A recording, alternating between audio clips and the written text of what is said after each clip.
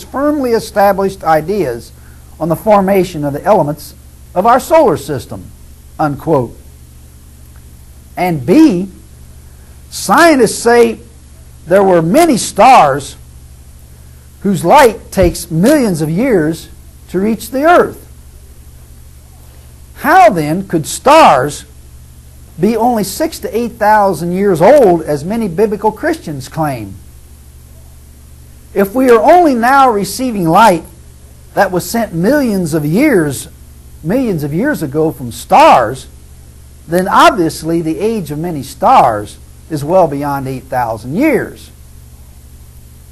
Fourth, according to Genesis 1:11 to 13, plant life, such as grass, herbs, and fruit trees, appeared on the earth on the third day.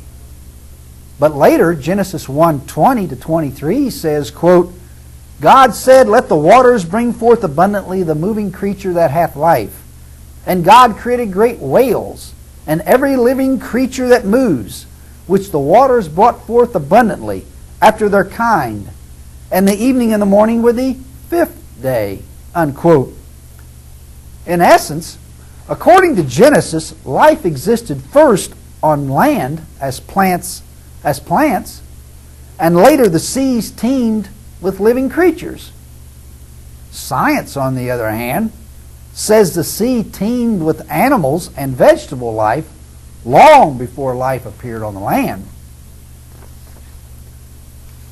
Fifth, Genesis 1:21 to 23 says, quote, God created the great sea monsters and every living creature that moves, with which the waters swarm, according to their kinds, and every winged bird according to its kind.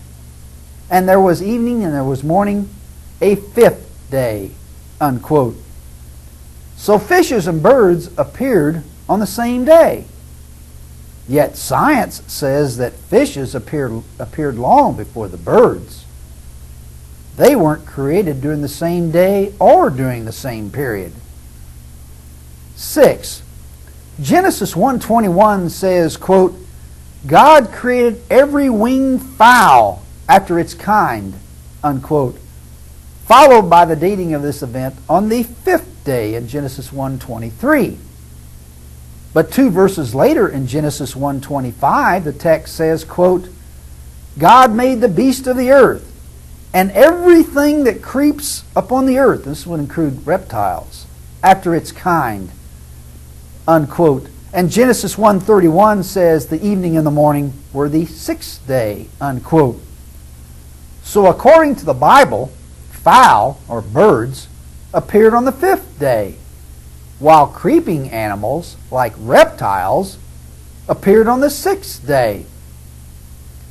Science, on the other hand, says reptiles appeared on the earth long before the fowl, not after them.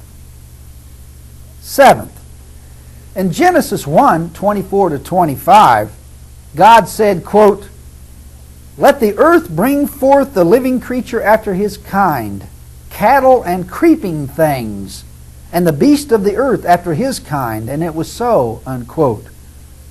In other words, the Bible alleges that cattle and other beasts were created during the same period as everything that creeps upon the earth, which would include reptiles. But science says that reptiles were created long before the mammals, not simultaneously. Reptiles existed in the Carboniferous age, while mammals did not appear until the close of the Reptilian age.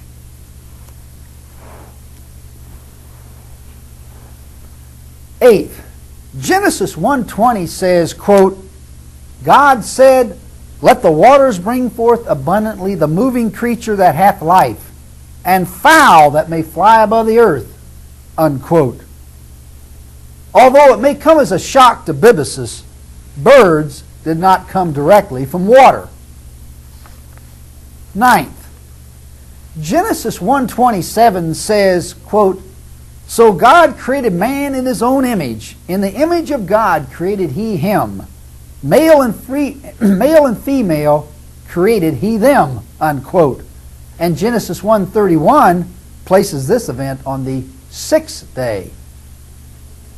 If Adam was created on the sixth day, nearly 8,000 years ago, as the genealogy in the 3rd chapter of Luke would seem to suggest, then nobody lived before 6000 BC, which would eliminate Paleolithic and Neolithic man, that is, the Stone Age men.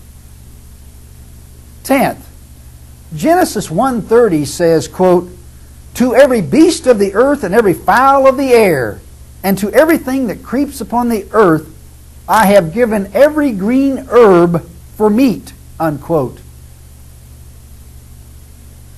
The problem with this lies in the fact that carnivorous beasts, the meat eaters, and most fowl do not eat green herbs.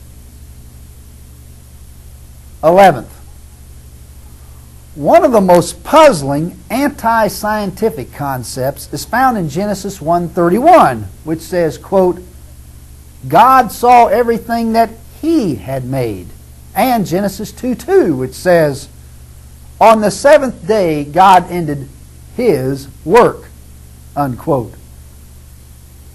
The words he and his are obvious references to the male gender, and biblicist would be hard-pressed to show how God could be a male without the appropriate organs. An omnipotent Almighty with genitalia would be even more unbelievable than visualizing Jesus going to the bathroom. It just wouldn't blend with the conception most people have been given of God in general and Jesus in particular.